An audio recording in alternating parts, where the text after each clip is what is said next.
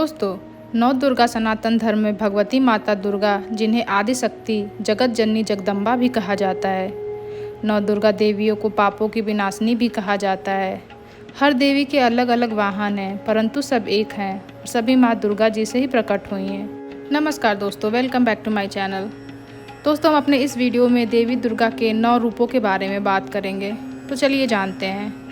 नवरात्रि में पहले दिन माँ शैलपुत्री की पूजा की जाती है। इनका वाहन वृषभ है। एक बार जब माता सती ने पिता प्रजापति दक्ष के यज्ञ में कूदकर अपने आप को जलाकर भस्म कर लिया, तब माता सती ने अगले जन्म में शैलराज हिमालय की पुत्री के रूप में जन्म लिया और शैलपुत्री कहलाईं। शैलपुत्री पार्वती जी की कठोर तपस्या के बाद उनका लोक कल्याण की भावना से विवाह फिर भगवान शंकर से हुआ। शैलपुत्री शिव जी की अर्धांगिनी बनी। इस देवी कथा का महत्व और शक्ति अनंत है। नवरात्र के दूसरे दिन माँ ब्रह्मचारिणी की पूजा अर्चना की जाती है। भगवान शंकर को पति रूप में प्राप्त करने के लिए माता ने घोर तपस्या की थी। इस कठिन तपस्या के कारण इस देवी को ब्रह्मचारिणी नाम से जाना जाता है, जहाँ ब्रह्म का अर्थ है तपस्या और चारिणी का अर्थ है आचरण करने वाली। कहते हैं माँ ब्रह्मचारिणी देवी की कृपा से सर्व सिद्धि प्राप्त होती है। इन देवी की कथा का सार यह है कि जीवन के कठिन संघर्षों में भी मन विचलित नहीं होना चाहिए। नवरात्र के तीसरे दिन माँ चंद्रघंटा की उपासना की जाती है। देवी का यह स्वरूप परम शांतिदायक और कल्याणकारी माना गया है।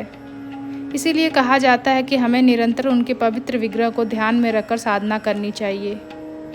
देवी के मस्तक पर घंटे के आकार का आधा चंद्र है, इसीलिए इनको माँ चंद्रघंटा के नाम से जाना जाता है। इनका शरीर का रंग सोने के समान बहुत चमकीला है। इस देवी के 10 हाथ हैं।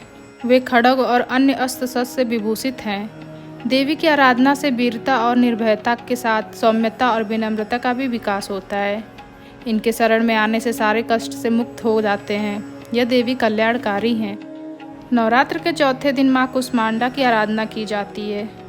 मान्यता है जब सृष्टि नहीं थी, चारों तरफ अंधकार ही अंधकार था, तब इस देवी ने ब्रह्मांड की रचना की थी। इसीलिए इन्हें सृष्टि की आदि स्वरूपा या आदि शक्ति भी कहा गया है। देवी की 8 भुजाएं हैं, इसीलिए अष्टभुजा कहलाईं। इनका वाहन सिंह है। देवी का वास सूर्यमंडल के भीतर लोक में है। सूर्यलोक में रहने की शक्ति क्षमता केवल इन्हीं में है। इनके ही तेज से 10 दिशाएं अलौकित हैं। ब्रह्मांड के सभी वस्तुओं और प्राणियों में इन्हीं का तेज व्याप्त है। विधि विधान से पूजा करने पर भक्त को अपने कम समय में ही कृपा का सूक्ष्म भाव अनुभव होने लगता है।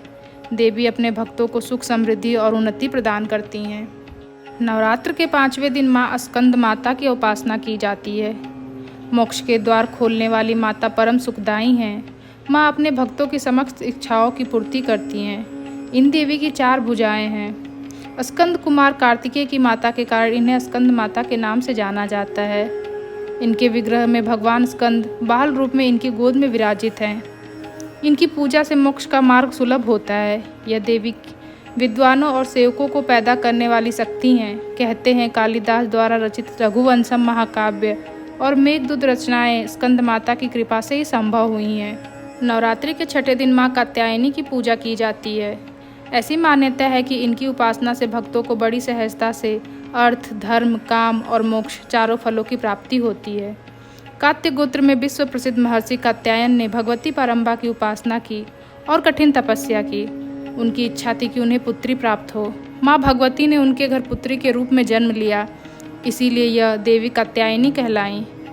इनकी आराधना से भक्तों के सभी रोग, संताप और भय नष्ट हो जाते हैं। इसीलिए कहा जाता है कि देवी की उपासना करने से परम पद की प्राप्ति होती है। नवरात्र के 7वें दिन माँ कालरात्रि की आराधना की जाती है। कहा जाता है कि कालरात्रि की उपासना करने से ब्रह्मांड की सारी सिद्धियों के दरवाजे खुलने लगते हैं और तमाम असुरी शक्तियाँ उनके नाम उच्चारण से ही भयभीत होकर दूर भागने लगती हैं। माँ दुर्गा का यह 7वीं शक्ति माँ कालरात्रि हैं, अर्थात जिनके शरीर का रंग घने अंधकार की तरह एकदम काला। काल से भी रक्षा करने वाली इन देवी के 3 नेत्र हैं। यह तीनों नेत्र ब्रह्मांड के समान गोल हैं। इनकी सांसों से अग्नि निकलती रहती है। इनकी कृपा से भक्त हर तरह के भय से मुक्त हो जाते हैं। नवरात्रि के 8वें दिन महागौरी जी की उपासना की जाती है। मान्यता है कि पति रूप में शिव जी को प्राप्त करने के लिए महागौरी ने कठोर तपस्या की थी। इसी कारण इनका शरीर काला पड़ गया था। तपस्या से प्रसन्न होकर भगवान शिव ने इनके शरीर को गंगा के पवित्र जल से धोकर कांतिमय बना दिया। उनका रूप गौर वर्ण का हो गया, इसीलिए महागौरी कहलाईं। माँ की पूजा से भक्तों के तमाम पूर्व संचित पाप नष्ट हो जाते हैं। इनकी कृपा से अलौकिक सिद्धियाँ भी प्राप्त होती हैं। कहते हैं जो स्त्री माँ की पूजा भक्ति भाव से करती है उनके सुहाग की रक्षा देवी भी स्वयं करती हैं। नवरात्र के 9वें दिन माँ सिद्धिदात्री की उपासना की जाती है। माना जाता है कि इनकी पूजा करने से बाकी देवियों की उपासना स्वयं हो जाती है। यह देवी सर्व सिद्धि प्रदान करने वाली देवी हैं। कहते हैं भगवान शिव ने भी इन देवी की कृपा से यह तमाम सिद्धियाँ प्राप्त की थीं। इनकी कृपा से ही शिव जी का आधा शरीर देवी का हुआ था। इसी कारण शिव जी अर्धनारीश्वर नाम से प्रसिद्ध हुए। इनकी साधना करने से लौकिक और परलौकिक सभी प्रकार की कामनाओं की पूर्ति हो जाती है। माँ के चरणों में शरणागत होकर हमें निरंतर देवी की उपासना करनी चाहिए। दोस्तों, इस प्रकार से हमारी ये वीडियो यहीं समाप्त होती है। मिलते हैं आपसे अपने अगली वीडियो में। अगर आपको ये वीडियो पसंद आई हो तो please like share subscribe to my channel. Thanks for watching.